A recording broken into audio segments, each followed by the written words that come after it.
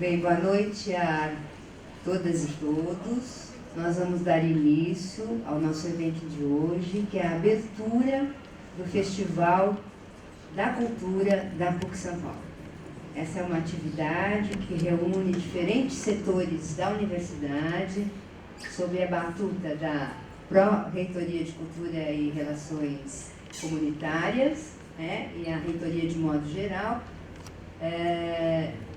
E estamos bastante satisfeitos de ver a possibilidade de termos, durante o mês de agosto e depois em setembro, uma série de atividades de diferentes naturezas, e convidamos todos a delas participarem, que creio que vai ser bem interessante, e nós estamos abrindo talvez uma programação, um evento que poderá se repetir a cada ano, cada vez mais rico, com a participação cada vez maior de alunos, professores, funcionários e pessoas da sociedade que vêm conosco participar dessas ações. Eu vou pedir à professora Maria Amália que faça a abertura deste evento e, em seguida, passamos a palavra para o professor Reginaldo, que vai contar um pouquinho mais das atividades que nós teremos nesta semana, ou neste mês, desculpe. Né? Então, eu também quero dar meu boa noite a todos e todas, dizer da minha satisfação de estar numa mesa que, do meu ponto de vista, tem uma plateia que pende fortemente para a esquerda. Então, espero que... Eu sei que tudo é uma questão de ponto de vista, mas hoje em dia isso tem lá a sua relevância. Agora, falando seriamente, eu quero, de início, agradecer a ProCRC, agradecer ao professor Reginaldo, à professora Maria Ângela e ao grupo todo, que, como ela disse, é um grupo multidisciplinar e que vem de muitas unidades diferentes, de muitos lugares diferentes da universidade e que planejou esse conjunto de eventos. Né? Nós, nessa primeira edição, vamos aprender com esses eventos. A ideia é que a gente possa aprender a fazer um festival, uma festa, né? E como toda festa, um evento de celebração, mas um evento também de mais do que de celebração, um evento de intercâmbio, um evento de troca, um evento em que os múltiplos parceiros, os múltiplos participantes possam trazer um pouco de si e levar um pouco dos outros para si. Por isso a gente pretende, com esse evento, abrir um pouco a universidade. Abrir a universidade para grupos culturais, abrir a universidade para grupos sociais, abrir a universidade para temas que não estão no nosso cotidiano acadêmico curricular e, assim, reabrir a universidade para discussão, para reflexão e para inserção na cidade. Então, nós vamos ter de tudo um pouco nesse evento e ele não poderia deixar de começar com uma tentativa de nós refletirmos sobre nós mesmos, né? Sobre a nossa origem e sobre a nossa história. Sabemos que a gente não pode, não deve viver no passado, mas compreender um pouco a trajetória indica um pouco as nossas possibilidades no futuro e, para isso, a gente fez muita questão de ter hoje presente o professor Alípio Casali, que é alguém que vem estudando o tema PUC de São Paulo, em termos da sua história. Eu espero que todos aproveitem hoje a presença do Alípio e durante o mês de agosto e depois durante o mês de setembro as atividades do Festival Cultural. E é interessante, eu acho importante dizer, ele, do meu ponto de vista, ele tem duas páginas, né?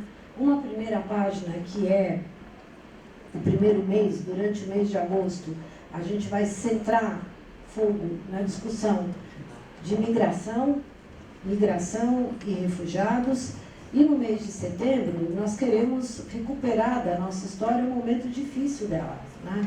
Um momento difícil, mas como alguns momentos difíceis, também um momento de inflexão dessa universidade, que é o resultado do que aconteceu durante o ano de 1977, né? Com a invasão da universidade, e o que derivou disso em termos da nossa própria universidade. Então, no mês de setembro, na segunda página, nós vamos retomar a discussão da invasão da universidade, mas esperamos retomar num clima de olhar para frente, de olhar para o futuro, de olhar para nós mesmos e olhar para o nosso país.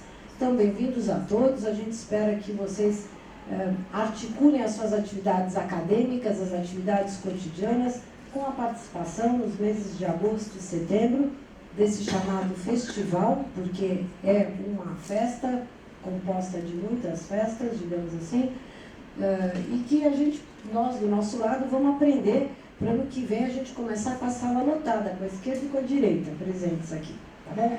Aproveita.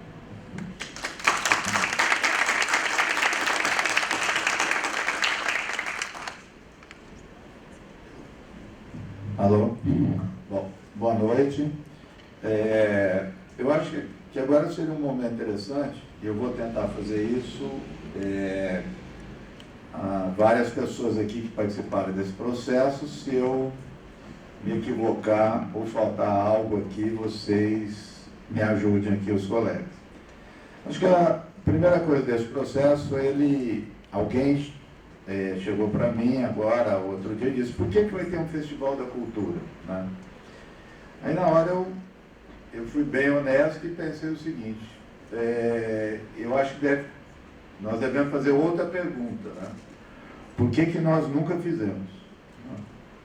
E por quê? Isso foi um susto que nós tivemos a partir de algumas reuniões coordenadas pela professora Mariângela, né, um grupo de trabalho sobre cultura, que também se iniciou a partir de uma reunião que a professora Marisa Romero marcou com a professora Maria Amália, com a reitoria, para a reativação do Museu da Cultura, né?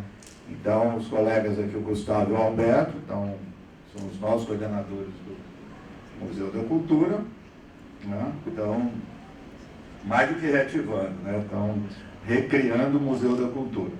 E a partir de lá, a professora Maria Amália indicou que fizéssemos um grupo, né, um conselho para pensar as políticas para o Museu da Cultura, e vieram colegas de vários departamentos. E cada um falava ali o que andava fazendo, o que pretendia. E eu estava ali do lado da Mariângela. Como a Mariângela está há mais tempo aqui, eu perguntava a Mariângela se ela sabia, ela dizia que não. Bom, se a Mariângela não sabe, quem sou eu para saber o que está acontecendo aqui na universidade? Então, ou seja, disso tudo a gente tira o quê? Que há uma produção cultural aqui muito grande na PUC. Esse é o fato bastante positivo. E o fato, vamos dizer, negativo, que é isso que a gente está tentando articular, é que essas atividades são dispersas, mais do que dispersas, né? Nós mesmos aqui não temos conhecimento, né, suficiente para tentar apreender isso.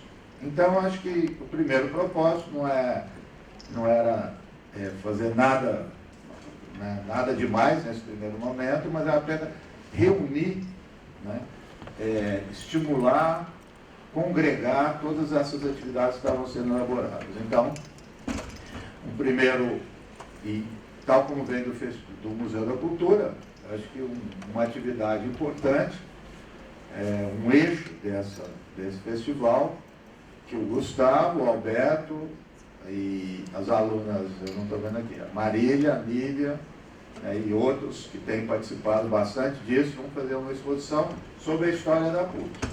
Né? E essa história é dividida em 3 eixos, 3 módulos. Então, o primeiro, que vai se iniciar no dia 22, então no dia 22 é aniversário da PUC, nós vamos abrir essa exposição, né, que são fotos inéditas que o pessoal conseguiu, né, aqui das Carmelitas, né, Carmelitas aqui no convento, e fizemos uma pré-exposição no nosso grupo, né, todo mundo, é muito interessante, muito importante, né? A Maria Amália estava falando dessa coisa do passado, né, mas é uma sensação muito estranha e estimulante, né, saber, né, essa fundação, né, desde o aspecto espacial, físico, né? A gente olhar aqui como era a universidade, e também de todas essas pessoas que, de forma direta ou indireta, são responsáveis pela criação da PUC, né? O segundo momento da exposição é a inserção da PUC no bairro, né, na cidade de São Paulo, é uma segunda parte do módulo, e o terceiro, que vai ocorrer, né, durante a semana dos 40 anos da invasão, em setembro, que é justamente esse período da década 60, 70, e que culmina toda essa reflexão sobre a invasão que está fazendo 40 anos. Então, essa é uma parte da exposição, trabalho de pesquisa e de organização muito grande que o pessoal aí do Museu da Cultura está fazendo, e acho que vai ser bastante impactante. Todo mundo vai perceber isso. Mas outras atividades que nós estamos fazendo para essas 2 semanas são os documentários, né? Então nós vamos ter terça, quarta e quinta um festival de documentários sobre imigrantes e refugiados. Na sexta-feira, aqui na Prainha, vai ter a bateria da Psico, que é já tradicional aqui na PUC, e vai se encontrar com os tambores do Senegal, né, que são senegalenses, que já conhece o trabalho deles e tal, e eles cada um vão se encontrar aí, eles nem se conhecem pessoalmente, mas a música conversa. Eles vão conversar com certeza por meio do batuque, né? Na semana que vem, nós vamos passar aqui, acho que muitos de vocês já devem ter assistido o filme Era Hotel Cambridge, né? Então vem a diretora e vem alguns atores que são refugiados, né? Refugiado do Congo, refugiado palestino, que foram atores desse filme, e a Eliane Café, que vai estar aqui também, nós vamos conversar um pouco sobre isso, né? Depois nós teremos uma encenação, né, de um livro do Brecht, que foi traduzido recentemente, Diálogo de Refugiados. Então vai ser encenado no Pátio da Cruz, né, vai ser filmado pela TVT, né, e depois haverá uma aula pública do professor Tércio, que é o tradutor do livro e professor de literatura alemã na USP. Então vai ser uma aula pública, isso tudo também vai ser gravado e depois vai rodar na TVT e no Opera Mundi, né? Depois nós vamos ter são 3 pesquisadoras que fizeram um mapeamento da gastronomia de imigrantes e refugiados na cidade de São Paulo. Esse projeto vinha com a prefeitura do Haddad, mas foi extinto. E elas vão apresentar aqui, e logo na sequência haverá um show de música com os refugiados também, né? E, portanto, no dia 22, né, que vai ser o aniversário da PUC, nós vamos ter a grafitagem aqui do prédio novo, na face interna, bandas hip hop, funk e tudo mais, tudo que vocês pensaram vai ter, e vai ser junto com as irmãs carmelitas, vai ser interessante. Grafitagem, essas bandas, e ali, então para não ficar, é a PUC, né? É o estilo da PUC. Bom, então é tudo isso, está sendo divulgado, tá no Jornal da PUC, no site, espero que vocês acompanhem, à medida possível venham participar. Só para encerrar aqui a minha fala, eu acho que isso, entendo que eu acho que é um momento importante, estamos começando, acho que tivemos algumas, claro, é natural uma dificuldade na organização, na elaboração disso, é o meu primeiro festival, Espero que a gente repita isso o ano que vem e essa questão cultural esteja mais articulada, né, nas nossas atividades, né, tanto de ensino como de pesquisa, né. Vamos ver se a gente, mais uma vez, a PUC inove, né, nesse aspecto, né. E como já foi dito, nada melhor que começar esse festival e também já articulando com os 40 anos, com o professor Alípio, né, e acredito que é uma das pessoas mais autorizadas para fazer-nos refletir sobre esse lugar, o nosso lugar de convívio, de cultura, de ensino, de pesquisa e de muito debate. Tá certo? Alípio.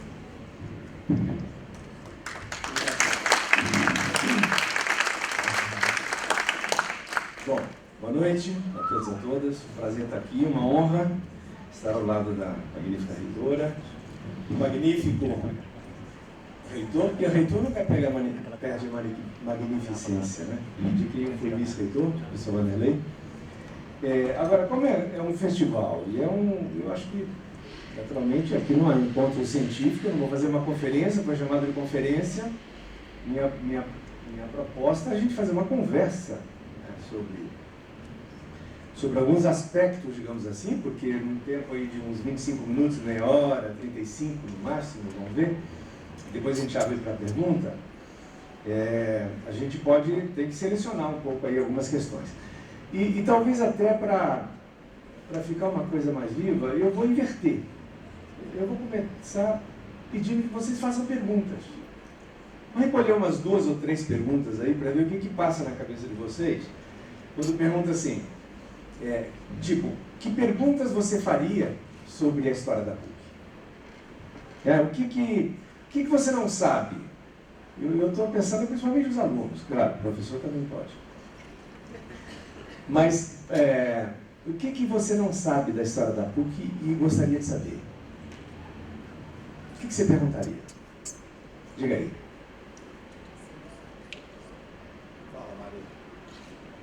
Ela quer perguntar. Fala, Marília.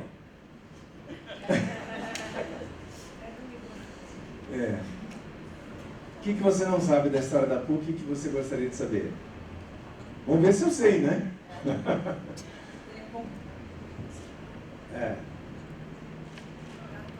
Tá. Seria um pouco complicado por conta que nós estudamos a sua tese para fazer a exposição. Então, a equipe... Então, uma razão a exato. mais. Então, quem ficou, eu, muito bem a tese, foi o professor Alberto, e o Gustavo também, que é da pesquisa. E eu acho O que não ficou respondido na tese?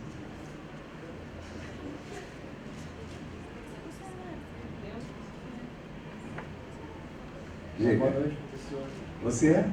Gustavo. Gustavo. Queria saber assim, se no ato de fundação da PUC havia algum projeto político já pensado sobre a universidade, a influência do Cardeal Mota, da Igreja de São Paulo, etc. Acho que é uma questão interessante. Tá. Então, segurar essa pergunta. Mais alguma pergunta? Tem uma carona aqui com a pergunta do Gustavo. E qual o papel do Franco Montoro nesse processo?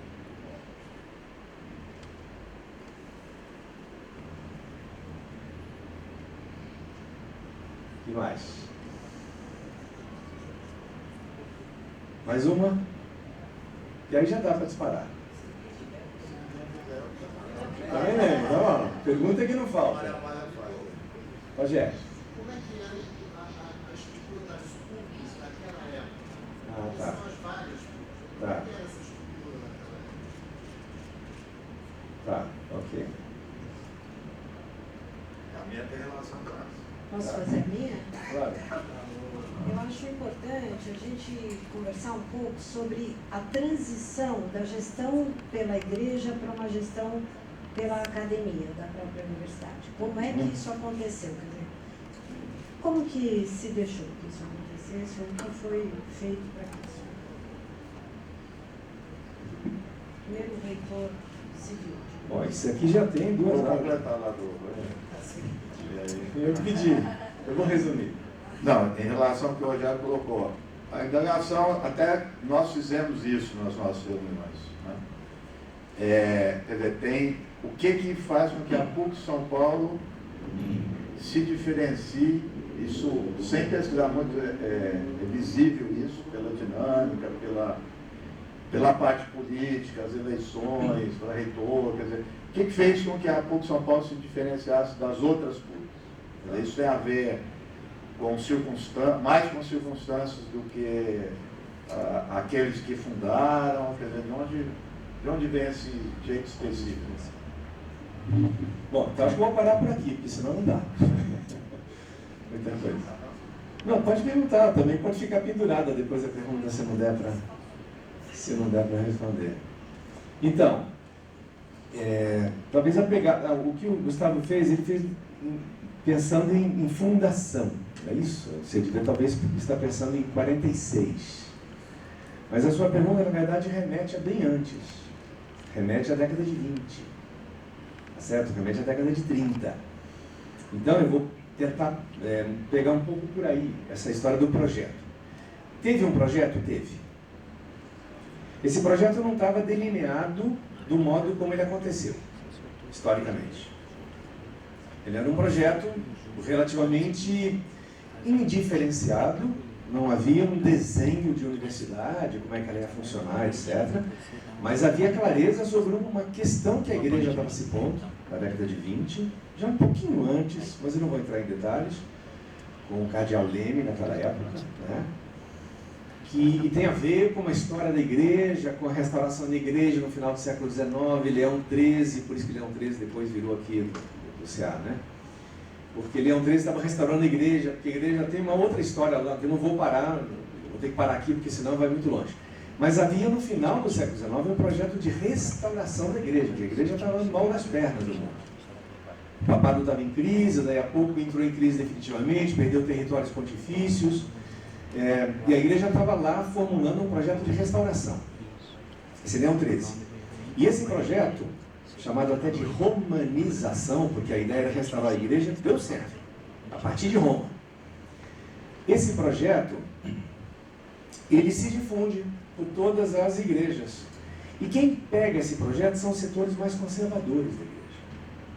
Aqui no Brasil, em 1873, a questão, Tonieta está ali, vai conferir a minha pegada histórica, né? A questão religiosa, disputando ali com o imperador, a questão da maçonaria, etc., são os bispos conservadores, Dom Vital, Dom Viçoso, etc., que vão pegar o projeto de igreja pela conservação. Porque a igreja brasileira está um tanto desleixada nesse tempo, muito republicanista, querendo se separar de Roma, lá até a metade do século XIX. Então, entra aí um projeto de centralização doutrinária muito forte e institucional. Esse projeto é pego por um paulista chamado Sebastião Neme, que vai para Recife, para a Arquidiocese. Lá ele escreve uma carta pastoral dizendo que o mal do Brasil não é essa uva, é a ignorância. Todas as ignorâncias fazem o mal do Brasil, e principalmente a ignorância religiosa. Então ele lança um projeto, e essa carta dele é considerada como um documento assim, de referência. E quando ele pinta com essa liderança, ele é trazido para o Rio de Janeiro, em 21. E no Rio de Janeiro, por quê? O cardeal Arco Verde já estava começando um processo de demência, provavelmente um Alzheimer, na época não era diagnosticado assim. E ele assume praticamente a Arquidiocese do Rio de Janeiro, fica do Arco Verde lá, e ele, com uma grande liderança, começa a ter um grande projeto de caráter intelectual para o Brasil. Ele queria dar à igreja, como o diagnóstico dele era o seguinte: contra a ignorância, o quê? Conhecimento. Então aí que a coisa começa. Nós sabemos que, na história da igreja, esse tema do conhecimento é um tema crítico. Ao longo de toda a história. Eu estou falando de 0 até 2000 e tanto. Né? É uma questão crítica. A igreja sempre precisou de buscar legitimação, a teologia faz isso, da sua doutrina, por meio do conhecimento, conhecimentos legítimos. E demonstrar que a razão e a fé são compatíveis. Essa é uma questão de fundo na história. Então não vamos abrir essa caixinha. né? Mas é dentro dela que o projeto se coloca. A premissa é a seguinte: é possível compatibilizar a razão com o conhecimento. E a igreja tem que demonstrar isso publicamente. Como é que ela demonstra? Produzindo conhecimento. E ao mesmo tempo fazendo a gestão do conhecimento. Nós sabemos que tem aí um certo viés disso. Houve vários vieses ao longo de várias instituições, mas não vamos fazer essa crítica agora porque não é lugar. Então, o Dom Leme 21, ele entra com um projeto de restauração da Igreja do Brasil, de refundação, um projeto grandioso, de refundação da Igreja. Começa criando uma revista chamada, olha o nome da revista, A Ordem. Eu pesquisei toda essa revista, eu li de ponta a ponta. Gustavo Corsão, Jackson de Figueiredo, ele é apontado para começar essa revista, a ser o diretor dessa revista, que é um pensamento conservador, medievalista até, ultraconservador. Depois ele morre precocemente, Tristão de Ataíde, que é o seu de Amoroso Lima, assume a direção dessa revista. E aí dá um ar um pouco mais aberto. E junto com essa revista começa a circular já o pensamento católico. Então os intelectuais católicos começam a colocar nessa revista o seu pensamento, olha só. Então é um trabalho de elaboração de pensamento. E junto com essa revista, em 21, 22, A Ordem, começa a tomar corpo uma ideia que já vem de longa data, que eu não vou também recuperar toda, que vinha inspirada na Universidade Católica de Louvain, que tinha sido fundada em 1834, como Universidade Livre, Universidade Católica Livre. Esse livre aí era uma espetada contra a Universidade Napoleônica, de 1806, que era uma universidade fortemente estatal, e contra a Universidade de Berlim, que é uma homenagem ao Wolff, 1810, com Humboldt, a liberdade de ensino, a liberdade de pesquisa. A igreja vai querer dizer, nós também temos liberdade. A liberdade, na verdade, é nossa, porque esse espírito aí é um espírito ateu, um espírito, digamos, laico, laicizante, e é contra a igreja, anticlerical. Uma acusação indevida, que o Humboldt não merecia isso. Então, contra isso, a igreja funda uma primeira universidade católica livre em Bruxelas, 1834. E ela que vai inspirar. Então fica lá em 34, quando chega aqui quase 100 anos depois, esses que estão pensando, assumindo a liderança da igreja no Brasil, eles vão dizer, bom, nós temos que fazer uma universidade católica no Brasil. Uma revista não basta. Então eles preparam, Dom Leme que está à frente disso, então desenha um projeto de iniciar uma instituição superior católica, tipo livre.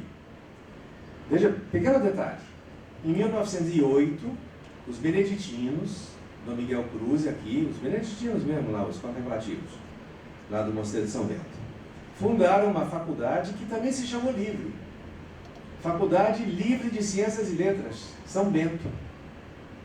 A ideia de liberdade, ela operou um raciocínio um tanto pelas avessas. Eu comparo com a história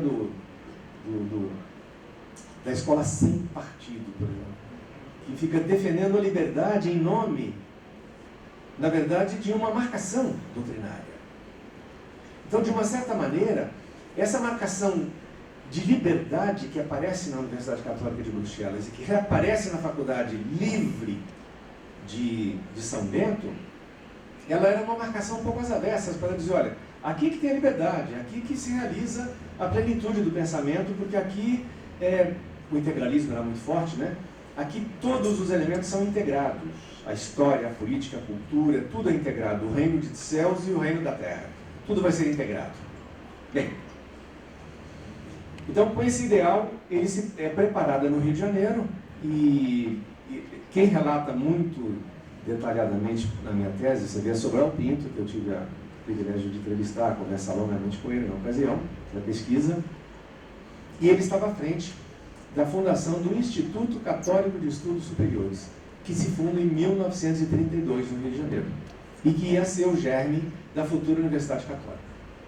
Então, 1932, Instituto Católico de Estudos Superiores. A essas alturas, quem que ia tocar isso? são chamados os jesuítas. Por que os jesuítas? É uma outra história muito complexa. Os jesuítas estavam sendo reabilitados pelo papado, depois de um período longo de ostracismo dentro da própria igreja. No papado de Pio XI, eles são os assessores do papado. E o que tem o jesuíta? Tem formação. Qual é a missão jesuítica? A missão do conhecimento, sempre foi. Então, por isso, eles são trazidos para o centro desse projeto para poder pensar uma universidade católica. Isso no Rio de Janeiro. E, então, o Instituto Católico de Estudos Superiores de 32 vai preparar a fundação das faculdades católicas, o que vai acontecer em 39. 39 vai fundar, inicia os cursos das faculdades católicas do Brasil, era chamada na época. Depois passou a ser do Rio de Janeiro. Nesse momento, a ideia estava ganhando corpo e os próprios jesuítas começam a levantar a hipótese do seguinte, porque tinha um outro jesuíta no pedaço, que é o Saboia de Medeiros, que é de formação de física, matemática, de engenharias, etc., muito ligado no campo das ciências tecnológicas, e ele, Leonel Franca, no Rio, cuidando do projeto que ia ter um caráter bem humanista, no Rio de Janeiro, e o Saboia diz assim, peraí, São Paulo, capital do trabalho, da ciência e da tecnologia, precisamos de uma universidade em São Paulo, mas uma universidade tecnológica, que dialogue com o mundo da ciência, da tecnologia e do trabalho. Esse é o projeto. Esse era o projeto. Então, Saboia senta com Leonel Franca e o Dom Leme, digamos, abençoa esse projeto. Ia ter 2 universidades no Brasil. No Rio de Janeiro, uma universidade de cunho humanista, tratando das grandes questões do humanismo, do tempo contemporâneo, da época contemporânea, toda a discussão do modernismo, da modernidade, que era um tema espinhoso dentro da igreja, como enfrentar os tempos modernos. E em São Paulo, para dialogar com o mundo do trabalho, da ciência e tecnologia, com os empresários, uma universidade, nós seríamos essa. Todo mundo já sabe o final da história, os projetos se inverteram. A PUC do Rio depois ficou, quer dizer, acabou se desenvolvendo no campo das ciências, hoje é forte nas engenharias, nas ciências duras, chamadas duras, e a PUC de São Paulo tomou o rumo que tomou. Agora, aí vamos juntar algumas coisinhas. O que já tem? Outras PUCs da época? Não, ainda não tinha. Essas alturas, 39 era só a Faculdade Católica, em 42, Dom José Gaspar aqui começa a dizer, vamos montar a nossa PUC de São Paulo. E chama uma comissão.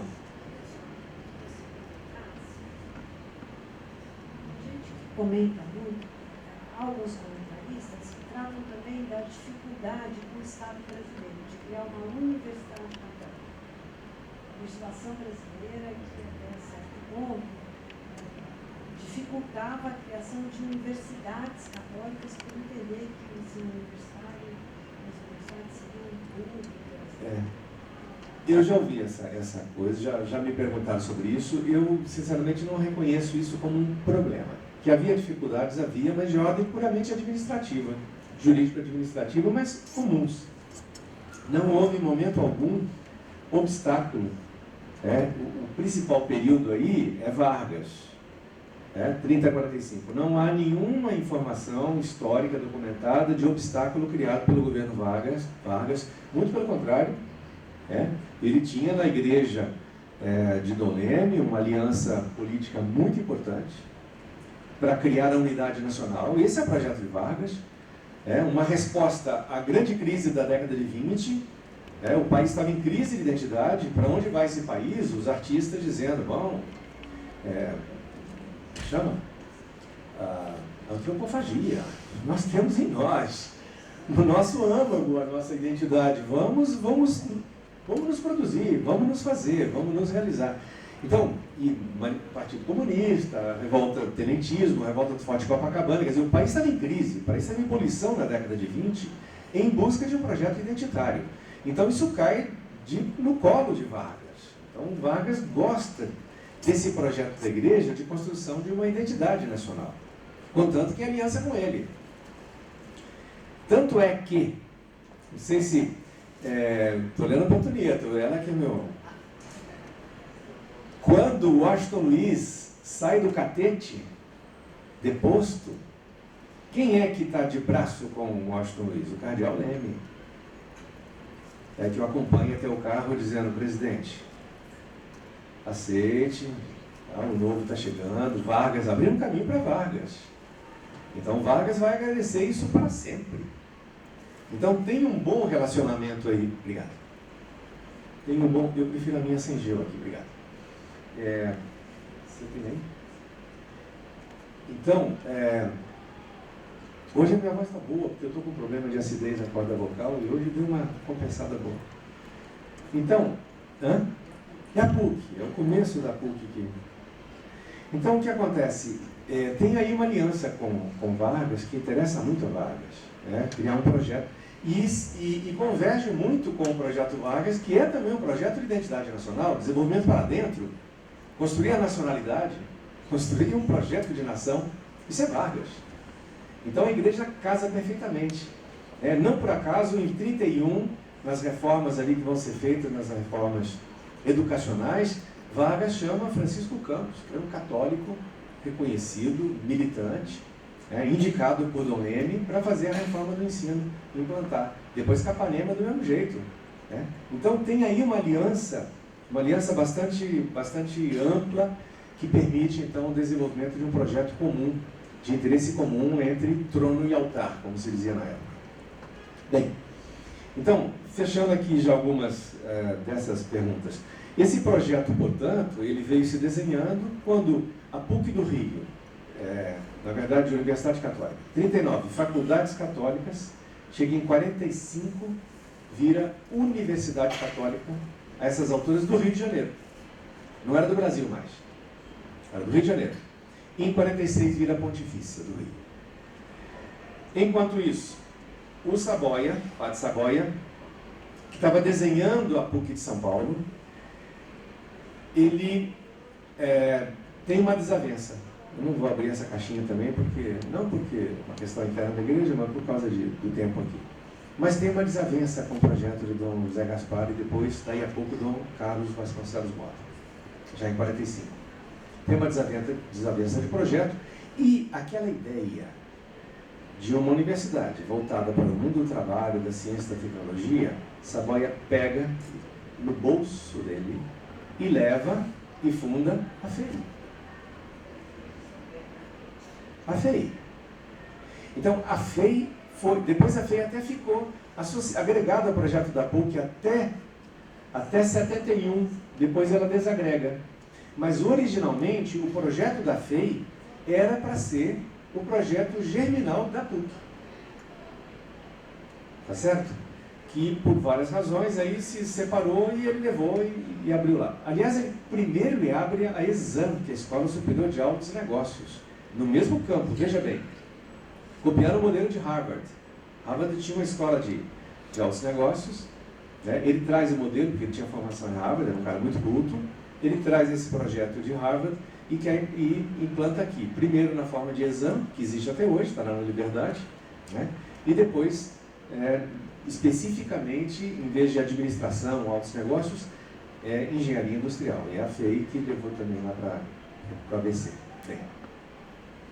Então, em 45, nós temos esse projeto acontecendo e alguém perguntou pelo papel do Franco Montoro, que é o seguinte: em 45, já em 42, o Dom Zé Gaspar instituiu uma comissão. Essa comissão era formada por 4 pessoas: o Frei João Fili, que era uma figura um pouco mais conhecida, o Hugo, não sei das quantas, esqueci o nome deles, o Prado e o Franco Montoro. Eles eram da Liga de Intelectuais Católicos de São Paulo. Tinha uma Liga Eleitoral Católica e tinha uma Liga de Intelectuais Católicos. Isso era parte da estrutura da ação católica, que na época da igreja tinha imprensa, tinha livraria, tinha editora, tinha tudo, rádio, tinha um aparelho completo de organização social e política e cultural, chamada Ação Católica. Juventude Estudantil Católica, Juventude Operária Católica, Juventude Estudantil, a JEC, que era secundária, e a JUC, o professor Vanderlei foi diretor nacional, presidente nacional, que era universitária. Né? Foi, não foi, não? Presidente nacional da JUC. Então, estamos aqui falando com o protagonista. Qualquer dúvida, vocês consultem ele. Ele está bem quietinho. Por enquanto, ele está abanando a cabeça para a minha tranquilidade. Bem, então, o Montoro, ele era dessa comissão. O Montoro, aliás, conta uma história seguinte. A primeira reunião dessa comissão, para pensar o projeto da PUC, ela foi instituída em 42, mas ela só veio a trabalhar mesmo depois em 43, 44. E numa reunião que eles definitivamente fizeram para poder... Bom, agora vamos desenhar. Eles foram para uma pizzaria. Essa história, lembra disso? Eles foram para uma pizzaria, se reuniram na pizzaria, a Maria já conhece a história. E aí conversaram, pensaram, tiveram muitas ideias, e bom, agora vamos botar no papel esse negócio. Então, ninguém tinha papel, então pega o fundo da caixa de pizza e ali anota o rascunho do futuro estatuto da PUC de São Paulo. Aí o Montoro dizia, a PUC começou em pizza. A PUC, ele dizia, contava essas histórias.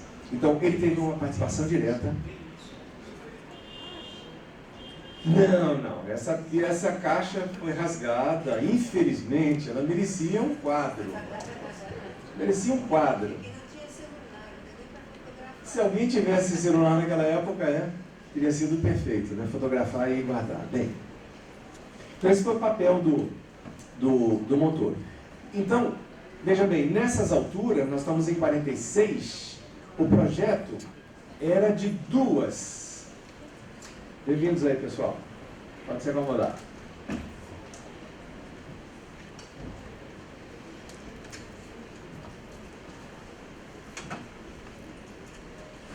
Então, a essas alturas, o projeto era de 2 universidades. Pequeno detalhe, Cardeal Mota, em São Paulo, quando começa o curso, em março de 1946, tem um discurso do Cardeal Mota onde ele diz o seguinte: esta universidade, ele dá um troco aos jesuítas, esta universidade não será apenas uma universidade católica de São Paulo, ela será a primeira universidade católica interamericana. Bom, estava na cabeça dele. Não há nenhum outro passo que tenha sido dado, que eu tenha conhecido na minha pesquisa, que tenha sido dado para poder realizar isso. Mas me chamou a atenção que essa visão que ele tinha. O que estava na cabeça dele? Dele ou de quem? Para pensar numa faculdade católica. Veja bem, um interamericanismo pensado em 1946. Isso é uma coisa muito interessante. Quem sabe não é um tempo oportuno de... Não é? Já sugeriu aqui. De repensar um pouco esse projeto não imperialista, não no modelo imperialista, mas não.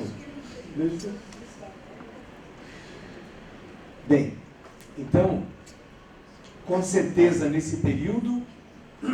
A PUC não era de São Paulo cidade, era do Estado. Neste momento era uma universidade do Estado. Tanto que algumas faculdades estavam aqui presentes, mas daí a pouco, no que ela bombou, os bispos do Estado de São Paulo, tinha um congresso de bispos, começaram a dizer, não, mas está muito bom, é preciso levar para o interior, e em vez de levar na forma de extensão de campus, vamos criar outras universidades, etc. E o bispo de Campinas, na época, é que insiste mais nesse tema, e ele, de fato, tinha um preposto dele, Monsenhor Salim, que era muito amigo do Aquino, doutor Aquino, que gostava, era muito amigo do Monsenhor Salim, e comentava muito sobre ele. Então, acabou levando para Campinas uma parte, que era a parte da administração e do serviço social. Do serviço social, um projeto só, né? E aí fundou a PUCamp, né? E na sequência, como deu certo, a PUC do Rio e a PUC de São Paulo, então vem outras universidades católicas, primeiro como universidades, né? Aí Recife, depois Goiás, depois Rio Grande do Sul, com os maristas, né? Paraná e mais tarde um pouquinho, Minas Gerais logo em seguida, 48, e assim vai, ela vai vão criando-se universidades católicas, algumas se tornaram pontifícias, outras não, né? Cada uma depois desenvolveu seu projeto. Bem, mas a gente precisa chegar no nosso específico, né? No que diferencia. Só te perguntar uma coisa, mas sim, todas eram coordenadas, você falou agora nos maristas, né? Mas todas eram pelos jesuítas, é isso? Não, não. Jesuítas era Rio de Janeiro e Recife. Recife, São Paulo são as únicas até hoje. Recife e São Paulo. Bahia é arquidiocese, Goiânia é arquidiocese, São Paulo também, Minas também é arquidiocese, Campinas também é arquidiocese. E os maristas estão no Rio Grande do Sul e no Paraná. Acho que é isso, não é, Vanderlei? Acho que é isso. Então são projetos diferenciados. Bem, Goiás é arquidiocese. Agora tem uma coisa interessante. O que diferencia a PUC? Bom, aí, talvez antes venha a pergunta da Mária, né? Onde é que se dá essa passagem da gestão da igreja para uma gestão autônoma e laica? Né?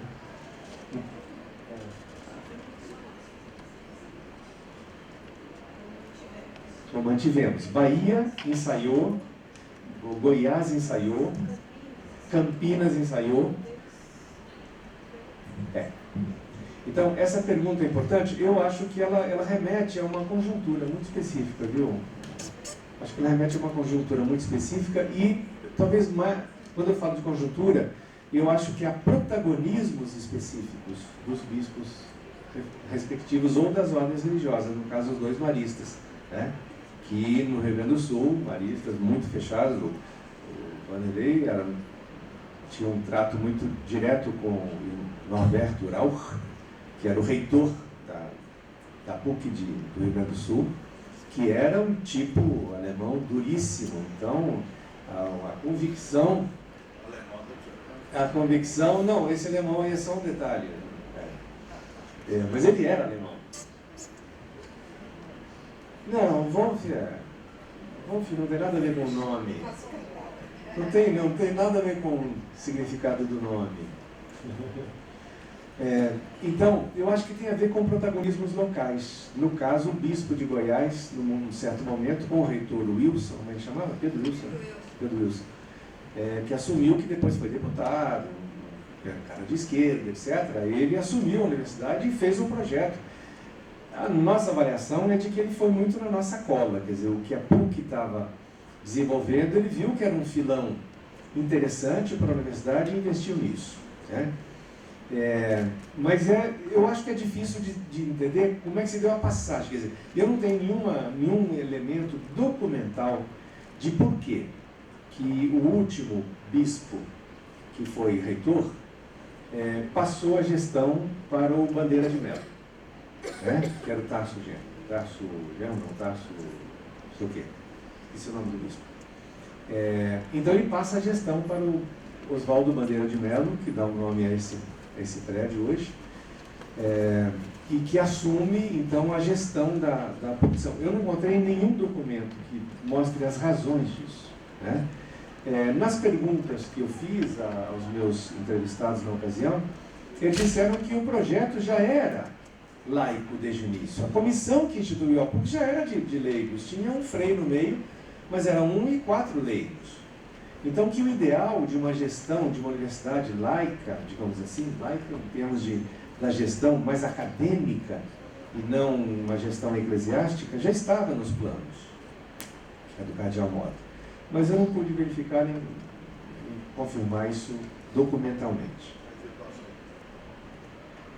A minha hipótese é que não tinha liderança eclesiástica naquele momento para assumir esse projeto, porque ele já estava com uma envergadura muito grande. E ao contrário, tinha um conjunto de lideranças bastante forte. O próprio Franco Montoro tinha sido cogitado para ser reitor, mas era ainda muito inexperiente na época. Porque tinha que sair das lideranças católicas, da LIC, Liga de Intelectuais Católicos. Certamente sairia deles. O Bandeira de Melo era dessa LIC. Então é daí que sai. Depois vem o seu sobrinho, né? Sobrinho? Geraldo? É sobrinho ou filho? Sobrinho. Sobrinho. Ah, não. Desculpa, confundi com o Celso Bandeira. Bem, então tem uma passagem aí, entra a gestão do Bandeira de Mello e, num certo momento, aí é que entra, para mim, essa é a tese mais importante, a marcação mais importante da história da PUC, que é a presença e o protagonismo de duas figuras, né? Em 67, Dona Nadir Kfouri, ela é indicada para compor uma comissão ao lado de Dom Cândido Padim para participar de uma conferência de bispos em Buga, né? Uma comissão que iria pensar as universidades católicas da América Latina. Tem que se lembrar que de 62 a 65 aconteceu na Igreja Mundial uma coisa chamada Concílio Vaticano II. Esse Concílio Vaticano II é uma história imensa, mas numa palavra talvez a gente pudesse dizer que ele representou a reconciliação da Igreja do ponto de vista teológico, do ponto de vista doutrinário, do ponto de vista pastoral, com o mundo moderno. Eu colocaria essa tese, né? E foi a grande reconciliação institucional da Igreja com o mundo moderno, do ponto de vista teológico, do ponto de vista doutrinário, do ponto de vista pastoral. Né? E, na sequência do concílio, Vaticano II, então algumas outras ações pastorais começaram a se desenvolver. E comissões de bispos em diferentes lugares do mundo começam a estudar a ação específica da Igreja decorrente do concílio para certos campos. E uma delas é exatamente a comissão de bispos em Buga, que se reuniu na Colômbia, para pensar a missão da Universidade Católica. Repensar a Universidade Católica agora, não mais à luz daquela velha restauração, daquele projeto de restauração, mas à luz do novo projeto do concílio. Eu estou simplificando muito, mas enfim. E, neste momento, esta comissão, ela redige um documento, que é um documento extraordinariamente atual até hoje. Entre outras coisas, afirma que pobreza na América Latina não é disfunção sistêmica, e sim tem uma causa estrutural. E, portanto, requer solução estrutural. É muito forte essa afirmação, né? E os dois signatários brasileiros desse documento são exatamente Dom Cândido Padim, beneditino, né? E Dona Nadir. Dom Cândido, depois, ele vem, quando entra a gestão geral da Taliba, em 72, Dom Cândido Padim é chamado para ser uma espécie de pró-reitor na época para cuidar do Instituto de Estudos Especiais. Depois ele acha que não rendeu, depois ele se afasta. Espera aí, Maria Ângela. Uma versão com aquela visão que tinha. Depois veio a ter desenvolvimento extraordinário, inclusive, sob a direção da professora Maria Ângela. Bem, então, a gestão do Ataliba, ela foi uma gestão, digamos, de passagem, quer dizer, já mais avançada, com a presença do Dom Cândido Padim e, sobretudo, segundo o protagonismo, Dom Paulo Evaristo Arnes. Então, internamente, Dona Nadir já tinha uma presença de liderança dentro da universidade, e Dom Paulo Evaristo Arnes já dá cobertura para um projeto de igreja, agora inspirado no documento de Buga. Portanto, uma nova restauração num outro projeto. E aí que começa a história desta PUC que nós conhecemos. Bom, eu não mencionei, mas é que é tanta coisa. O conselho 64, naturalmente, veja bem, há uma reação, era o bispo que era o reitor nesse período aqui, né? Há uma reação, evidentemente, quer dizer, todo o país está impactado pelo golpe, aquele golpe, de 64, e então um projeto de saída, digamos assim, política, ele começa a ser desenhado apenas, no caso da PUC de São Paulo, com a chegada de Dom Paulo. Mas aí é o perfil de Dom Paulo. Dom Paulo vem de experiência. Dom Paulo vem de experiência de comunidade de base, é um franciscano, tem uma história de ligação muito forte com as bases populares da igreja, das comunidades de base pós-concílio. Então, quando ele assume a arquidiocese, ele já tem um projeto que é um projeto social muito claro, né? E que é colocar São Paulo, que é a cidade mais rica e mais pobre do país, a serviço dos pobres. Essas alturas, em 68, Medellín já tinha, a Conferência Episcopal dos Bispos já tinha feito a chamada opção preferencial pelos pobres. Então, com Buga, documento de Buga e documento de Medellín, Dom Paulo tinha documentos institucionais em mãos para levar em frente um projeto diferenciado de universidade. E ele é a pessoa, na minha avaliação como estudioso, que responde principalmente para isso. É claro que ele precisava de uma liderança acadêmica importante, e ele encontrou em Dona Nadir essa liderança, né? Então aí fecha o arco de um protagonismo externo com um protagonismo interno. Então a PUC começa a partir de 76, na primeira gestão Dona Nadir é nomeada, ela está sendo nomeada mediante uma lista tríplice apresentada pelo conselho, sim, mas nomeada pelo cardeal, e ela recebe do cardeal um aval para tocar um projeto de universidade diferenciada nessa direção. Daí para frente, o que vai acontecer são algumas circunstâncias históricas que vão tornar possível, digamos, acontecer um projeto de fato diferenciado de universidade. A gente podia pegar mais. Não, ela segue o seu caminho, fortemente ligadas à gestão eclesiástica e fortemente dependentes digamos, da liderança eclesiástica, como em São Paulo também era. Dom Paulo era o grande chanceler. Ele é que mandava na PUC em última instância, vamos dizer assim. Só que ele tinha uma cabeça diferente, quer dizer.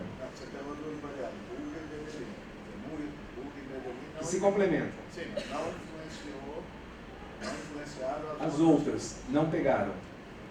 Não pegaram, porque o Concílio Vaticano II ele foi recebido de modo diferenciado. A igreja é uma instituição muito heterogênea. Então ela foi pega, digamos, diferentes bispos pegaram o projeto por um viés mais politizado, menos politizado.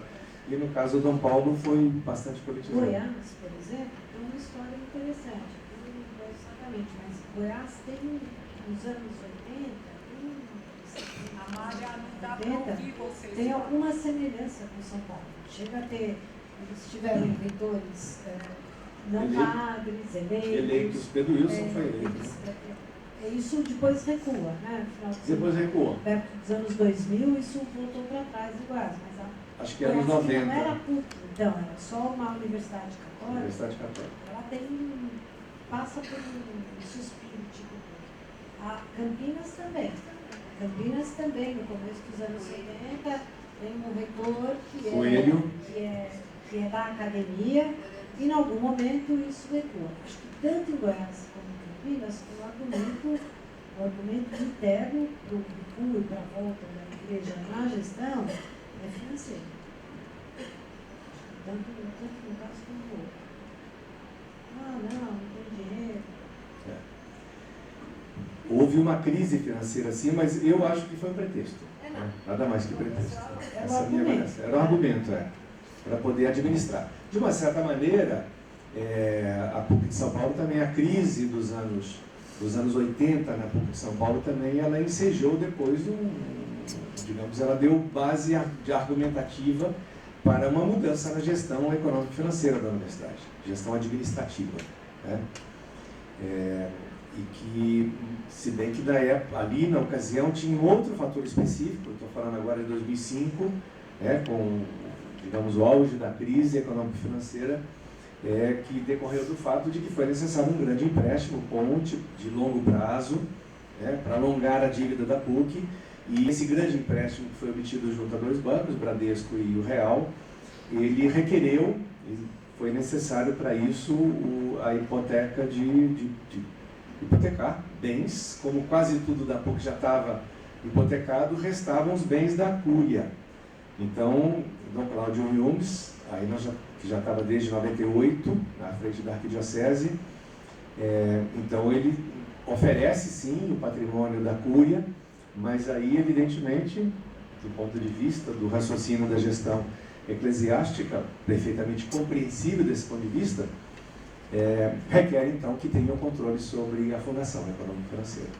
Então aí a mudança na composição da fundação, com 2-1, né, na gestão da Secretaria Executiva, e a fundação passa a ter então o controle. Antes não existia, antes era a autonomia plena. Bem, tanto a administrativa quanto a acadêmica. O que mais? Oi. Pensando assim, não falo alto. Fico pensando Não dá para te ouvir, não dá para pegar o microfone. Não. O que é aí? Sim. É uma pergunta, Microsa. Vou de assistente, vai. Fico pensando na questão da política, quer dizer, então, porque parece para a gente, até pelo que você conta e tudo mais, que apesar de a gente das universidades serem pontifícias, a gente não nota tanto, ou eu não sei, existe uma política papal para as católicas, porque parece que de alguma forma, cada uma meio que tem sua política própria. Como, eu fico pensando isso hoje, inclusive, como que é, quer dizer, vamos dizer assim, a influência de Roma sobre as pontifícias no mundo, ou aqui no Brasil? Existe sim, viu? Lá no começo, no período no período da formação do projeto, havia uma encíclica que era usada como referência, chamada Divini Lius Magistri, de 1926. Né? Essa era de Pio XI. Os redatores dessa encíclica foram os assessores jesuítas do Pio XI, que eles é que estavam com um projeto de conhecimento para a igreja, de fazer com que a igreja ganhasse legitimidade, legitimando não apenas uma teologia bem estruturada, etc., mas também um diálogo com as ciências, né? Um diálogo com o mundo moderno, digamos. Embora os jesuítas, ao lado de Pio XI, fossem bastante conservadores, do ponto de vista político naquele momento. Mas, teologicamente, eles estavam muito ancorados dentro da ideia de que a fé tem que dialogar com a razão. E a religião tem que dialogar com a ciência. Então, aquela era a referência. Depois disso, o próximo passo que a gente tem, o próximo documento de referência, é uma encíclica de João Paulo II, chamada Ex Corde Ecclesiae. Ex Corde Ecclesiae. Essa encíclica, ela faz uma marcação que volta ao mesmo tema, velho tema, que a fé tem que dialogar com a razão, com a ciência, com o mundo contemporâneo, e para demonstrar, a religião tem que fazer isso, a igreja tem que fazer isso para demonstrar a compatibilidade entre as duas coisas. Então, o projeto de igreja não era de conflito com a ciência, essas alturas, né? Era de buscar. Bom, do ponto de vista documental sempre foi assim. É claro que no plano doutrinário, aqui ou lá, houve alguns conflitos, alguns atritos, etc., mas do ponto de vista, de modo geral, né, enquanto posição institucional, documental, a posição da igreja era sempre de diálogo. E tem sido. Né? E tem sido praticado, vamos dizer assim. Né? Então, o documento que se tinha era esse, o último de João Paulo II. E agora, mais recentemente, então não se tem ainda claro, o Bento XVI teve também manifestações, mas não há um documento que eu esteja me lembrando agora que remarque essa posição do ponto de vista da questão das universidades católicas. Né? Sim. Eu vou pedir que quem vai perguntar, pegue o microfone para que as pessoas possam ouvir, tá bom? Duas perguntas, Alívio. Uma sobre a posição política dos intelectuais da Liga Católica na década de 40, que digamos assim, formatam o projeto da PUC. Né? Como é que eles se comportavam, tanto na política interna da igreja e também na grande política nacional? Isso é uma questão. E a outra questão é sobre a importância da encenação da Morte e Vida Severina em 65, com música do Chico e tal, porque aquilo teve grande repercussão na imprensa, na cena musical, não é? E parece que aquele foi um momento com uma certa afirmação identitária da universidade, né? O golpe havia sido dado, mas a ditadura estava se implantando ainda, né? Isso foi antes do AI-5. Então, qual foi o papel de 65, de Morte e Vida Severina, já no Tuca, na vida da cidade, da universidade? Tá. Então,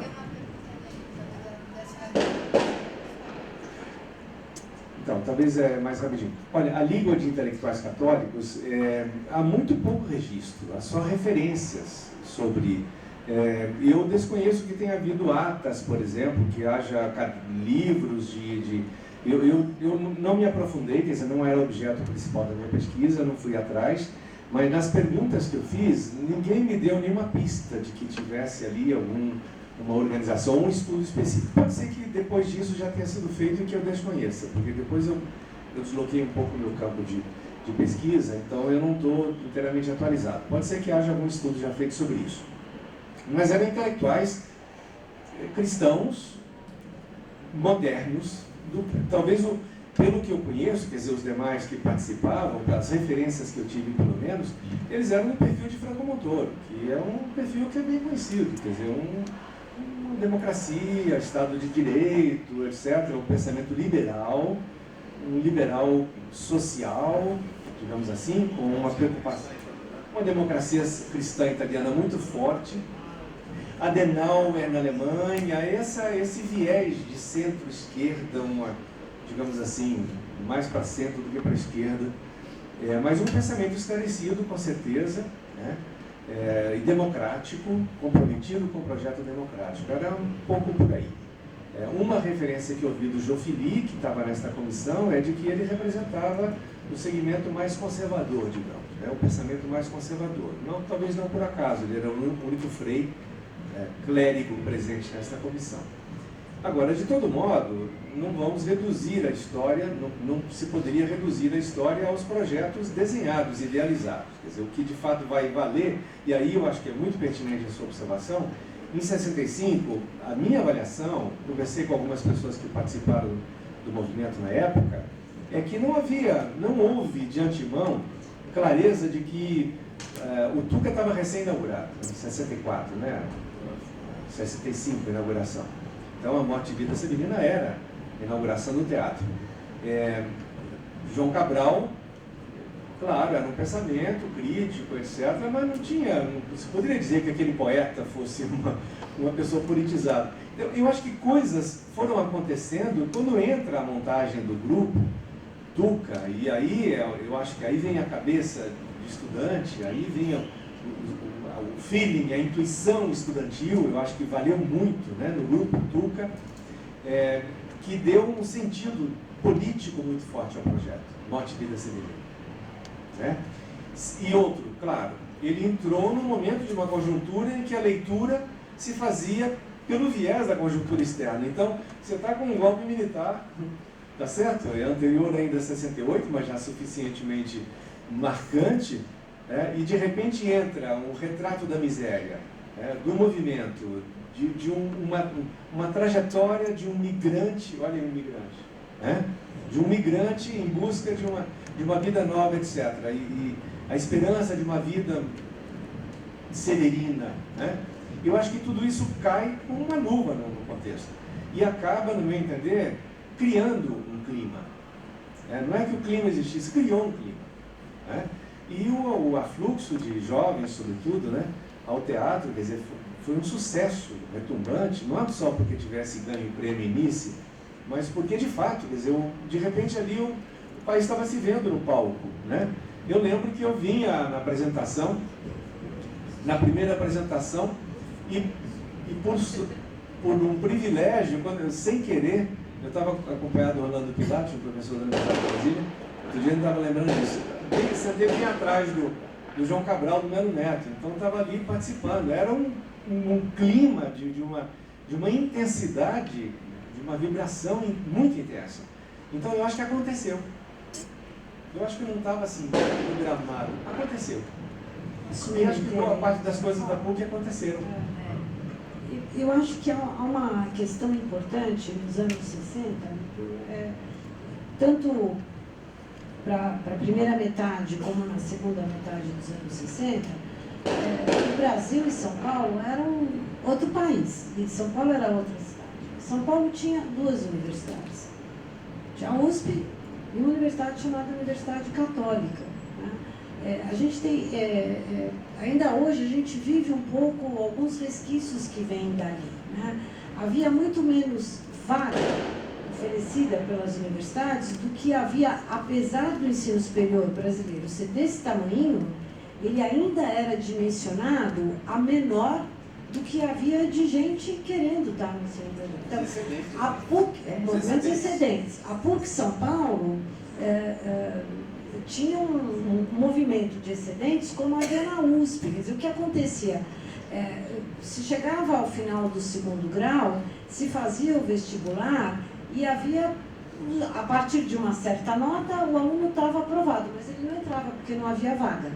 Então, existe um momento também brasileiro aí, no qual a PUC, por que era uma universidade? Porque aí estava desempenhando um papel importante, quer dizer, vem para a universidade grupos de jovens que são extremamente motivados, né? E é um movimento de abolição no país. De um lado você tem o golpe, mas de outro lado você tem uma juventude se preparando para 68. E tem uma universidade, agora eu vou falar uma coisa que vai parecer uma bobagem, mas eu acho que isso é importante. Uma universidade muito mais jovem na PUC do que havia na USP. E a USP é importante, quer dizer, nos anos 60, também na USP há um movimento social importante dos estudantes políticos. Agora, a PUC é mais jovem, porque ela é do final dos anos, ela é pós-guerra. Pelo menos uma década. Ela é uma década que não é uma década qualquer, né? Quer dizer, não é uma década qualquer. Então, eu acho que os anos 60 são anos muito importantes para a universidade. Quer dizer, quando a dona Nadir entra como reitora, a universidade já é uma universidade renovada. Né? E você tem o Tuca nos anos 60, mas em 71 a PUC São Paulo fez uma reforma universitária que foi estrondosamente, espetacularmente diferente de tudo que estava se fazendo. E é muito interessante, porque o que havia?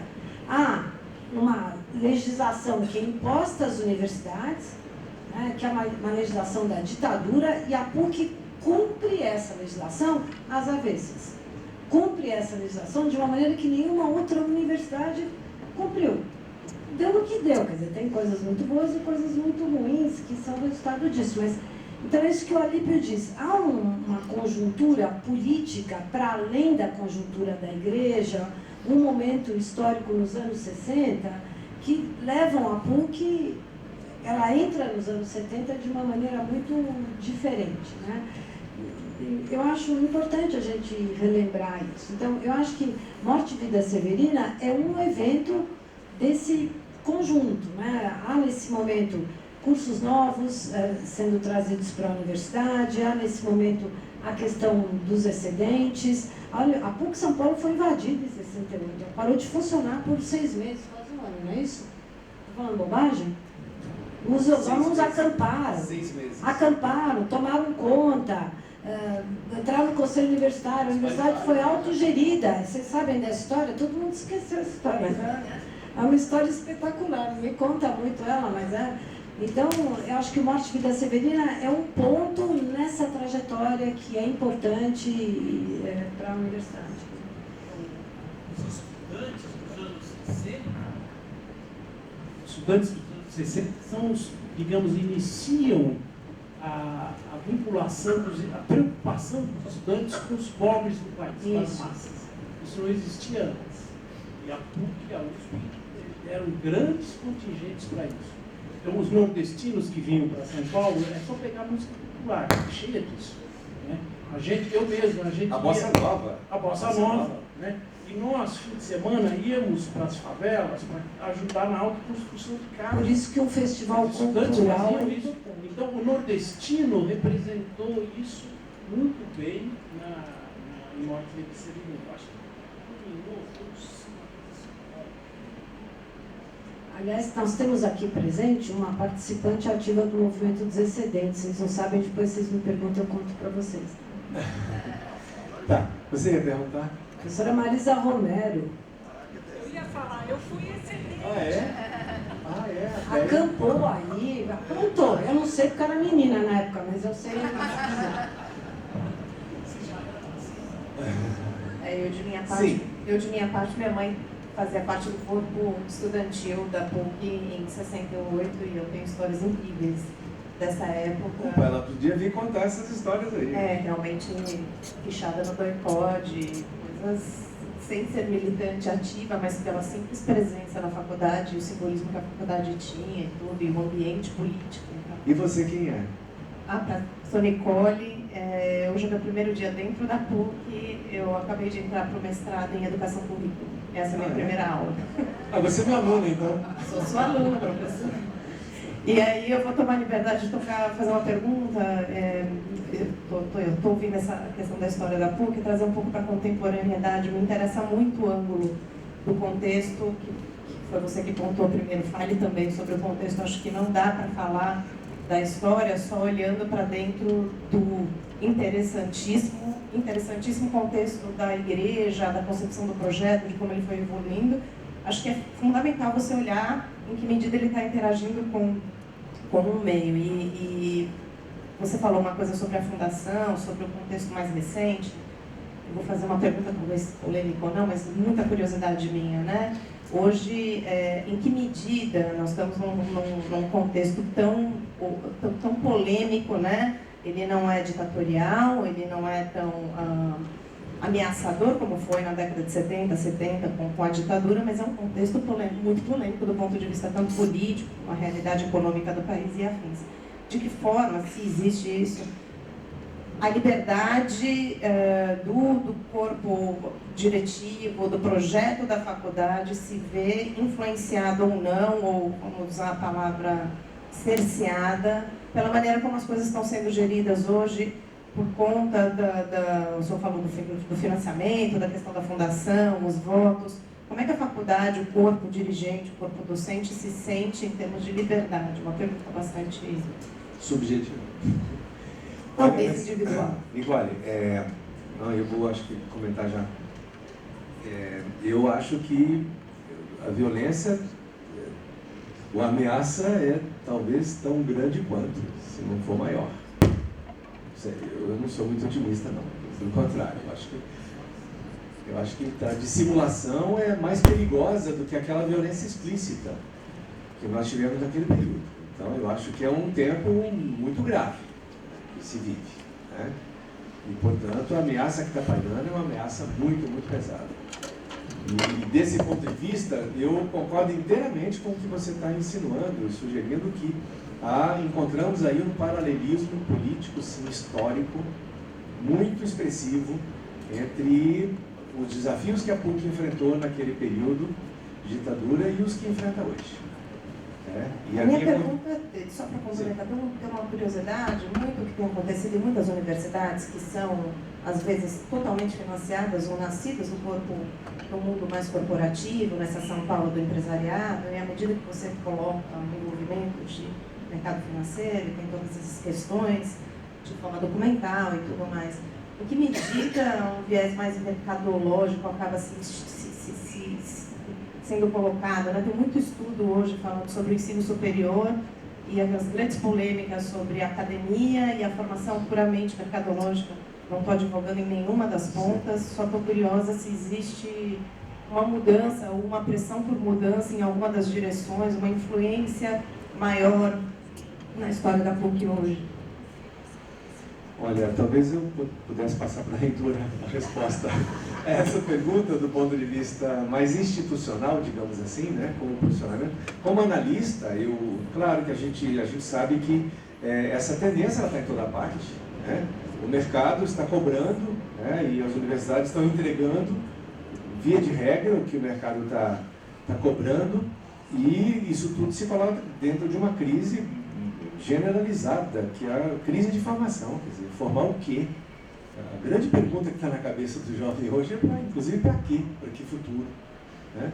Então, acho que há uma crise, sim, de identidade nos projetos de formação universitária, de formação profissional, porque é uma crise de futuro, é uma crise de mercado, uma crise que volta sobre as instituições formativas, como que esperando delas uma solução prática para as demandas como o mercado as coloca.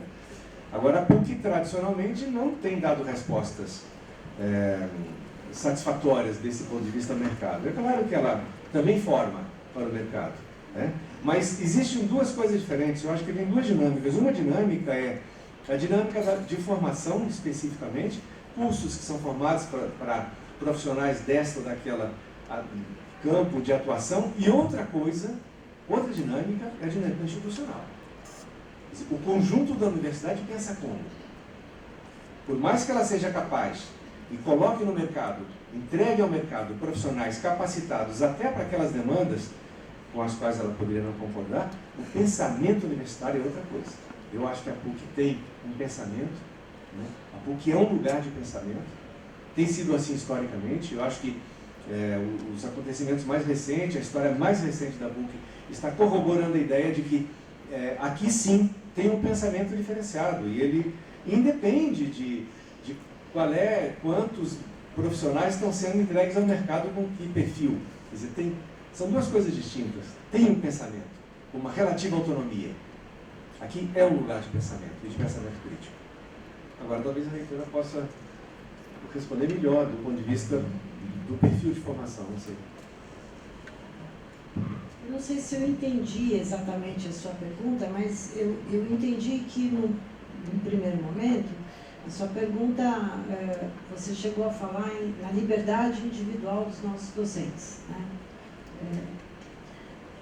Eu queria aqui dizer de público que, do meu ponto de vista, não chegará o dia em que os professores desta universidade não tenham liberdade de pensamento, né? Ou de cátedra. Eu acho que ele não chegou, e no que depender de nós, que aqui estamos há muito tempo, não chegará, né? Então, eu quero deixar isso muito claro, né? Diria que esse é o primeiro mandamento da PUC de São Paulo, né? Nós somos a universidade que somos porque nunca vetamos esse ou aquele pensamento, essa ou aquela crença de cada um dos nossos docentes, né? Agora, como em toda instituição, há grupos que têm maior ou menor força, há maior ou menor hegemonia, né? E uma coisa da qual eu particularmente me orgulho nessa universidade é que ela não é unitária no sentido burro do termo, no sentido tolo do termo, né? Os nossos professores, as nossas unidades, os nossos grupos, os nossos cursos têm perfis diferentes políticos, têm perfis diferentes ideológicos, e é importante que seja assim, né? É importante que cada unidade acadêmica tenha espaço para desenvolver aquilo que, no contexto geral da universidade, é aceitável, e no contexto específico de cada unidade é desejável. E eu acho que isso a gente tem conseguido fazer. Agora, nós somos uma instituição que precisa sobreviver, né?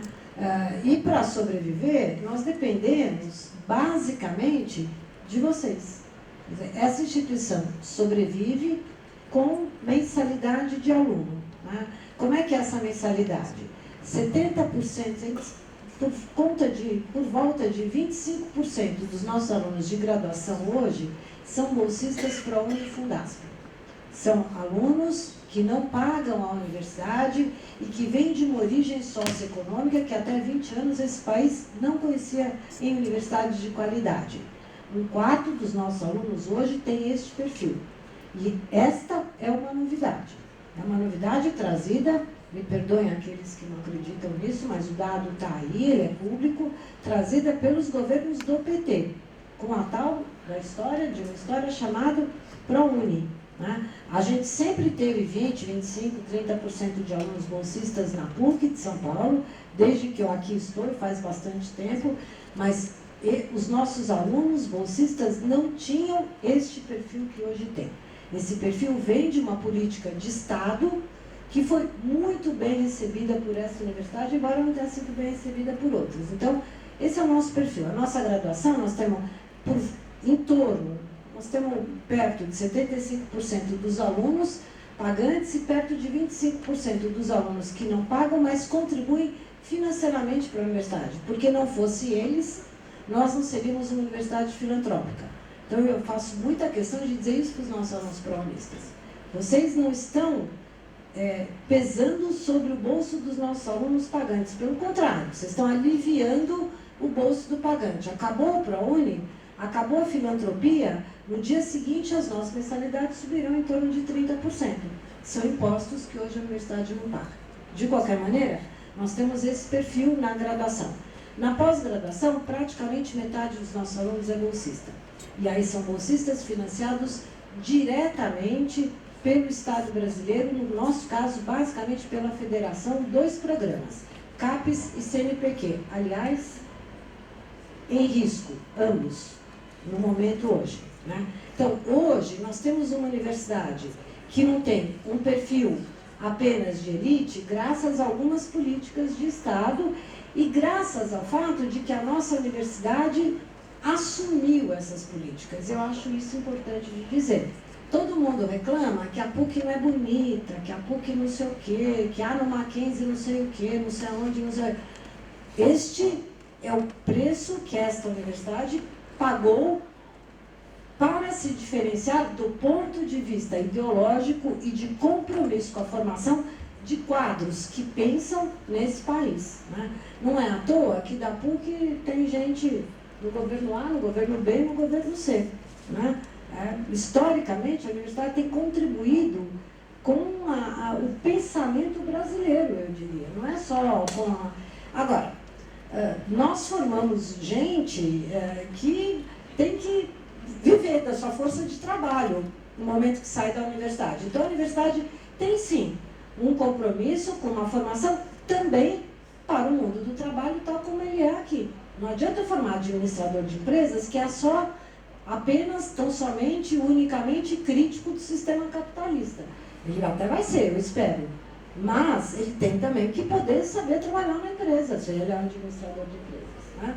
A gente forma cientista social, que é crítico e tal, mas que poderá se colocar no mercado, seja ele privado, seja ele no Estado brasileiro, na medida do possível. Então, eu diria que a PUC, também no caso da sua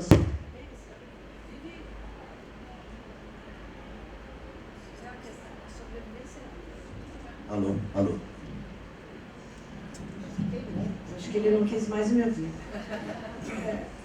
A PUC vive os dilemas, né? E é interessante, ela vive dilemas. Outras universidades, as universidades privadas não vivem dilema. Elas sabem para onde elas vão, o que elas têm que fazer e tal. As universidades estatais vivem um dilema diferente do nosso. Né? O nosso está entre como é e até onde nós vamos pedir ao nosso aluno que nos financie, nós que estamos lá de cada mesa, e o que nós vamos, como nós vamos oferecer uma boa formação a esse aluno e, ao mesmo tempo, manter o nosso projeto de universidade livre. Eu acho que o melhor para recuperar o nome lá atrás. Né? Agora, desculpa eu falar uma última coisa, daí eu vou parar. Essa universidade tem uma gestão colegiada que não se conhece no Brasil, a não ser em algumas universidades públicas, eu diria para você, no sistema federal de ensino, porque no sistema estadual paulista não existe. A USP, pasmem vocês, até hoje tem reitor eleito indiretamente. Tem diretor de faculdade que é eleito apenas por docentes e por um pedaço do corpo docente. Então, a PUC, e o que é mais importante no caso da PUC, não é apenas que os nossos dirigentes são da própria universidade e são eleitos, mas é o fato, do meu ponto de vista, que nós temos uma estrutura colegiada, né, para tomada de decisão. Acadêmicas. Agora, hoje nós temos que prestar contas, na verdade, o cofre não é nosso, digamos assim. Né? Agora, é nosso, porque a universidade, a Fundação São Paulo, existe para manter a universidade, ela não tem outra função a não ser essa.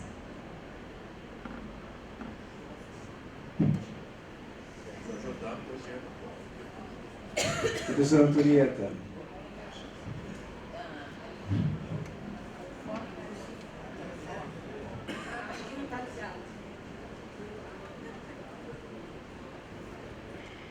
Oi, Aline, boa noite. É um prazer muito grande ter essa mesa reunida e ver você falar essa história. Ai, meu. Bom, então tá. É um prazer enorme ver esse histórico da PUC vindo da parte do professor Alípio, tendo presente o professor Vanderlei. Porque quando eu entrei na PUC, o professor Vanderlei era o reitor e você era o vice-reitor acadêmico. Eu era administrativo. Ah, Eu era administrativo. mas interessante, A culpa na era minha minha. cabeça você era acadêmico. Naquele tempo a gente trabalhava assim. né? Junto, tá? É. Então, eu vou colocar uma questão que eu comecei a pensar conforme você foi falando. Quando você entrou na questão do intercultural, eu achei que isso é uma questão muito interessante para marcar o perfil de uma PUC no século XXI. Mas a pergunta maior para você é essa. Nós tivemos na PUC, durante um período significativo, um PEC-G e um PEC-PG. Por que isso foi desmobilizado? Por que o que a PUC fluía naquele contexto era extremamente significativo? Parênteses só para explicar. Foi o governo. O que é PEC-G e PEC-PG? Todo mundo sabe o que é isso, não? Programa Estudante Convênio Estrangeiro. Tá? Para graduação e para pós-graduação. Fecha parênteses. Então, naquela época, nós tínhamos alunos da América e uma quantidade muito grande de alunos africanos. Você mesmo coordenou uma pós-graduação com uma repercussão fantástica e você formou quase que 18 doutores de Moçambique de uma vez só.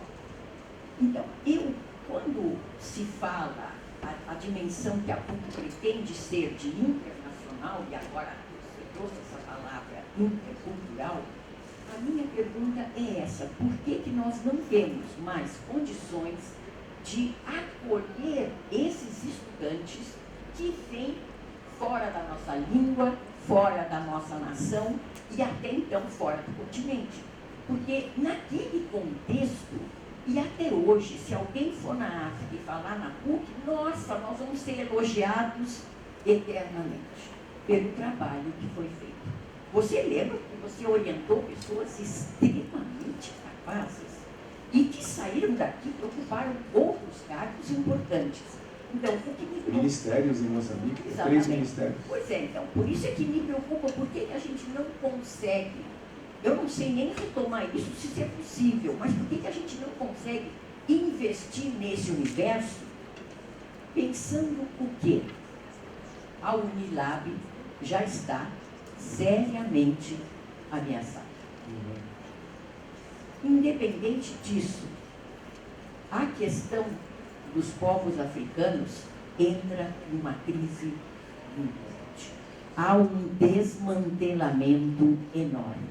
Eu acabo de receber um abaixo-assinado porque vai ser votado a extinção do reconhecimento das terras quilombolas, que já foi algo extremamente complexo.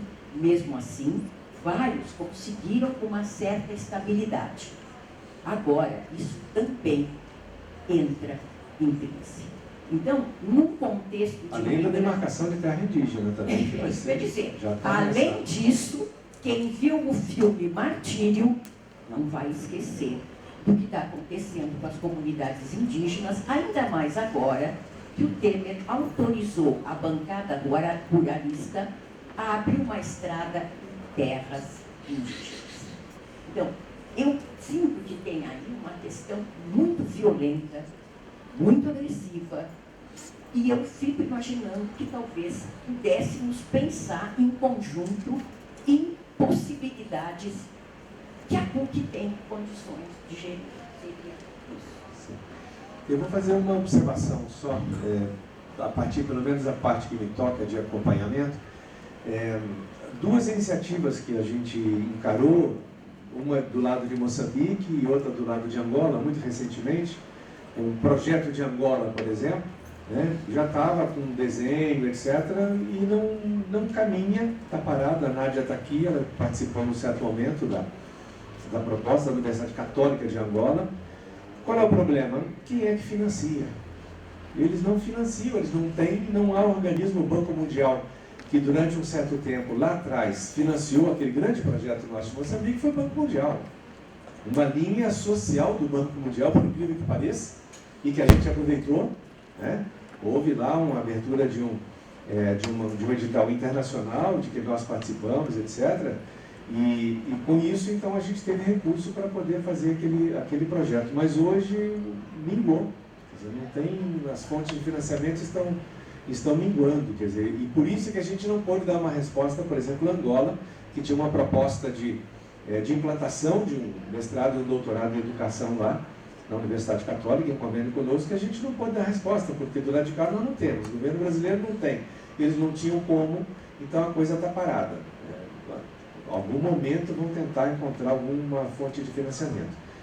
Mas a questão do PEC, do PEC-G e PEC-PG, aí é uma questão que não dependeu da vontade da PUC, e sim uma questão de desmobilização mesmo do programa do lado das agências, né? Os programas PEC-G e PEC-PG, de fato, foram muito importantes, inclusive pela questão que você coloca, né, Antonieta, por trazerem para a universidade, para cá, né, para o Brasil, para a PUC, para as universidades brasileiras, estudantes estrangeiros que vêm de países pobres, né? Acho que é importante dizer isso para a audiência. O que acontece é que nos últimos anos, e o programa PEC-G e PEC-PG, esses programas, esse financiamento, é um financiamento do Itamaraty, do Ministério das Relações Exteriores. Então, o Ministério abre um conjunto de vagas, quantas? Quantas eles definem, né? No orçamento deles. E a gente concorre, você seleciona um estudante e concorre. O que tem acontecido é que a gente tem aberto vagas, tanto PEC-G como PEC-PG. Quando a gente responde ao edital, isso finalmente é avaliado pelo Ministério. E o que acontece? Sistematicamente, a gente fica com a vaga em aberto. O aluno não chega aqui. Por quê? Porque o governo brasileiro e os governos, imagino, que estão sendo beneficiados, que selecionam seus estudantes, eles criam listas de prioridades diárias. E aí, a PUC São Paulo, por incrível que pareça, até hoje no mundo, todo mundo acha que formar engenheiro ou formar é mais importante do que formar cientista social, educador. Então, a gente perde aí. E aí, a gente perde porque não é uma universidade pública. Os estudantes vão para as universidades públicas, então, a gente abre a vaga e não consegue preencher a vaga. Isso é um pouco... eu acho interessante que você coloque isso, né? A gente sente um pouco também, e eu não quero ser mal interpretada, mas os efeitos do aumento do tamanho do sistema universitário brasileiro. Uma coisa é a PUC São Paulo em 1970 e PEC-G e PEC-PG. E outra coisa é a PUC São Paulo em 2017, PEC-G e PEC-PG. Né? Em 1950, existiam no Brasil 100 mil estudantes universitários. Hoje são 7,5 milhões. Em 2000, existia no Brasil 1,5 milhão ou 2 milhões de estudantes universitários. Hoje são 7,5 milhões. E o que cresceu muito? De um lado, o sistema privado e, de outro lado, o sistema público. A gente hoje é uma universidade pequena. Né? Nós éramos... Então, a gente precisa entender esse contexto. Agora, nada disso, né, exclui do nosso horizonte a perspectiva de que essa universidade, quando fala em internacionalização, deve pensar especialmente, ou deve pensar também, que internacionalização não é só trazer e levar pesquisador de país do Brasil para país rico, bonito e tal, né? Mas é também participar da formação de gente, né, de pessoas, de profissionais, de pesquisadores, de cidadãos de países que têm um sistema ainda mais juvenil né, do que o nosso.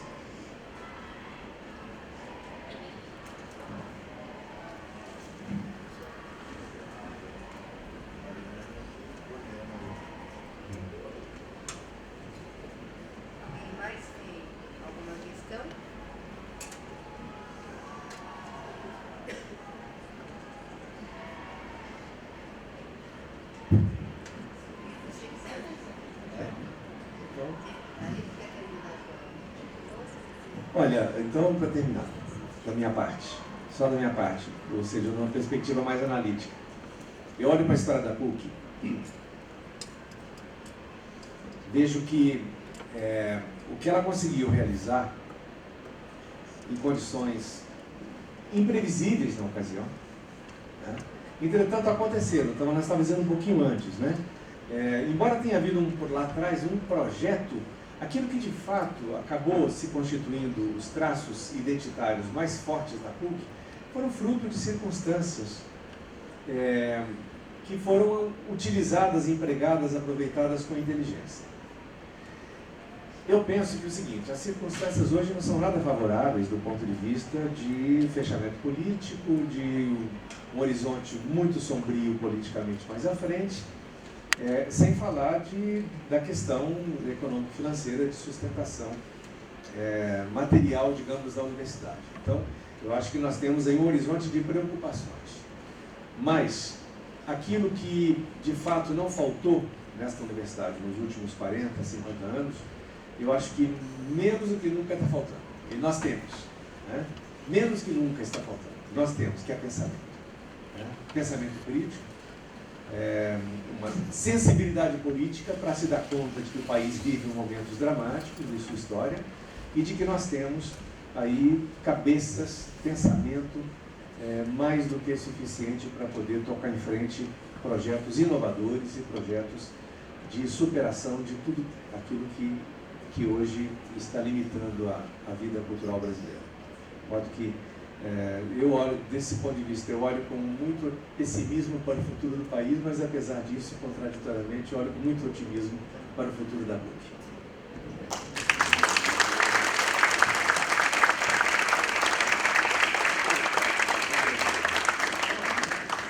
Vanderlei vai dar uma palavra. Quer que vai abrir?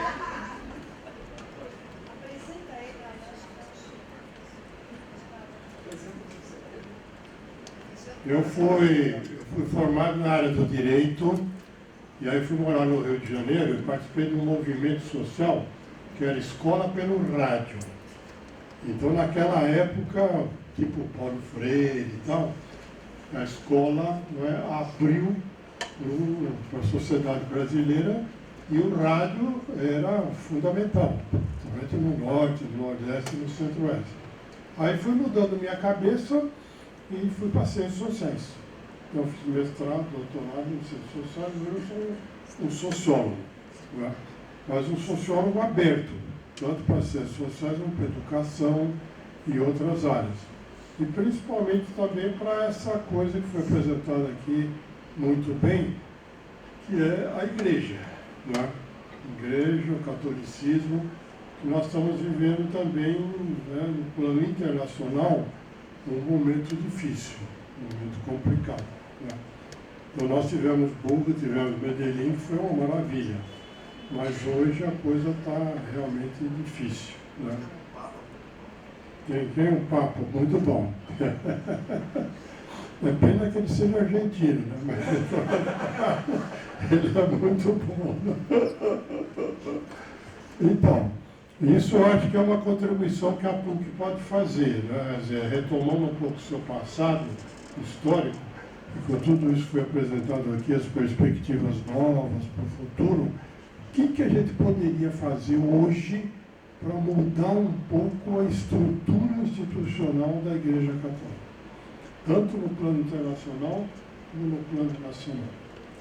Então essa questão me preocupa muito e eu acho que a gente podia pensar alguma coisa nessa área.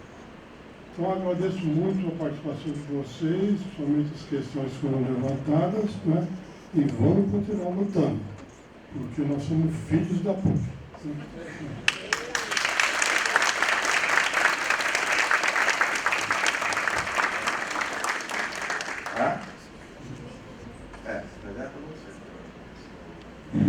Ele, na sua humildade, não disse um monte de coisa da sua história, que talvez a Mariana já tenha mais à mão, mas que não é o caso de ficar declinando, mas ele foi o reitor da PUC de São Paulo, eleito logo depois da Nadir. Nadir foi nomeada em 76, um pedaço da história, nomeada em 76, e em 80 foi a primeira reitora eleita diretamente de universidade no Brasil. E, em geral, nenhum outro reitor ou reitora de universidade tinha sido eleito no Brasil. Ela foi a primeira. E, no caso, coincidiu, além disso, ser mulher. Ela já tinha sido a primeira mulher reitora de uma universidade e foi a primeira mulher reitora eleita. Isso em 80. Então, o segundo mandato da Nadir foi até 84. Em 84, o professor Vanderlei estava na URPLAN, um órgão aqui de estudos e pesquisas sobre planejamento urbano em São Paulo, com um viés social, naturalmente, político bastante forte, cultural. E então se candidatou, nós tínhamos um grupo aí de apoio, eu estava nesse grupo de apoio. Ele foi eleito bastante bem, com uma votação bastante expressiva, foi para a lista tríplice e foi indicado pelo cardeal Dom Paulo Evaristo Arnes como reitor. Então assumiu e foi reitor, portanto, da PUC de 84 a 88. Eu tive o privilégio de ser vice-reitor dele nesse período. Tem muita história que a gente não contou. Não falamos também da Constituinte da PUC, né, de 82, um pouco antes. Bom, tem muita história, eu acho que precisa fazer uma outra rodada. Fazer várias noitadas de história da PUC.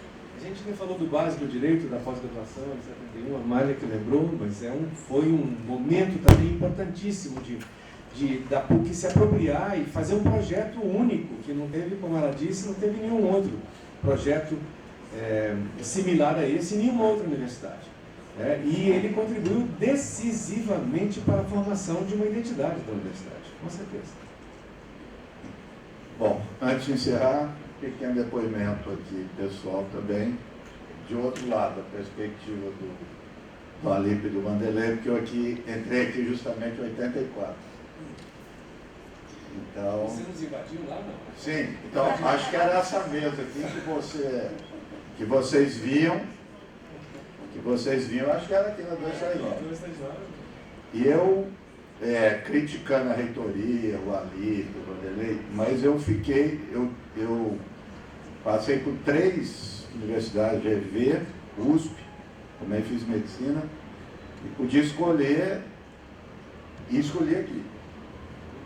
E escolhi, mesmo que eu estava naquele momento contra a reitoria. Não era porque eu ia ficar aqui que era contra, mas pelo ambiente.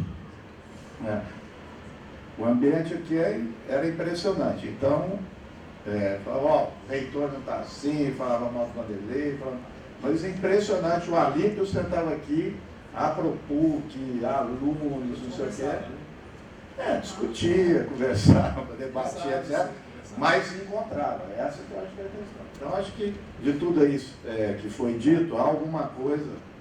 É um conservador, um Montesquieu, mas eu acho que até hoje eu guardo aquela ideia do livro do Montesquieu, do espírito. Né?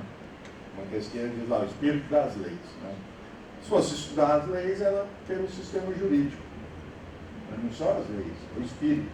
Ele diz lá que é difícil captar, difícil observar, difícil aprender, mas ele existe e é o mais importante de tudo. Ele dizia que tem o corpo e tem o espírito que move. Então, tem estrutura física aqui da PUC, tem estrutura institucional, tem isso, então a gente pode explicar tudo, né? Mas o espírito é com a experiência, senão não tem o que falar. Né? Então isso fica algo indefinido, mas que, apesar de ser indefinido, ele é muito concreto. É muito concreto e a gente percebe isso no dia a dia. Bom, feito isso, eu acho que, voltando a falar aqui da nossa proposta do festival, nós acredito que escolhemos bem quando pensamos no tema e no alívio. Eu acho que acabou também a dinâmica. Eu acho que eu não esperava isso, eu não esperava que fosse caminhar dessa forma. E eu acho que é aquilo que você disse, que você esperou. Então, convido a todos na medida do possível, que tem as aulas, mas cá entre nós, eu acho que tem algumas atividades aqui que é muito melhor que ficar na aula. Vocês vão ver. A reitora não está me ouvindo. É? Como é que é? A aula tem todo dia, o festival é só uma vez por ano. Isso, é isso aí. E que faz parte da formação de todos nós. Então, é trazer para cá, dentro da universidade, e sempre aberto. Né? É interessante lá no Facebook, algumas pessoas, é só para gente da PUC? Como a Maria Amália falou, que é uma coisa inadmissível, né? Algo que afeta a liberdade de cátedra, eu também sempre tive isso. É inadmissível falar que algo que aconteça na PUC não está aberto para todos. Essa é outra coisa, isso não existe. Né? Então, justamente é para isso, para estar dentro da cidade de São Paulo. Né? E é isso. Tá? Uma boa noite a todos e a todas, obrigado pela presença. Temos aí até. Eu alerto, inclusive, para o dia 22, viu? Porque é feriado, então já viu. Mas venham para cá, que a coisa vai ser muito interessante. Como eu já disse, vai juntar grafite, bandas de tudo quanto é tipo musical e as carmelitas. Tem umas fotos das carmelitas, vocês vão ver. As meninas aqui, tem algumas que a Nívia não está dormindo. Tirou o sono dela. Então tem umas fotos muito, muito legais. Eu acho que é imperdível e vai estar. E outra coisa, a exposição que o Alberto Gustavo, a Marília, a Lívia pensaram, é no fluxo da universidade. Né? Então não tem essa de ficar enclausurado. Enclausurado só os carmelitas. Mas vai estar no fluxo da universidade. Por onde vocês passarem vai estar lá e eu acho que é legal vocês pararem um pouco, ler. Né? E vai. Isso depois vai rodar depois os outros campos também. Tá bom? Então, boa noite.